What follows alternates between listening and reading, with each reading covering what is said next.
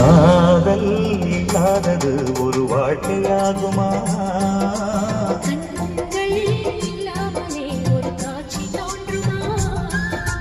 காதல் இல்லாதது ஒரு வாழ்க்கையாகுமா? கண்கள் இல்லாமலே ஒரு காட்சி தோன்றுமா? பெண்ணை தொடாத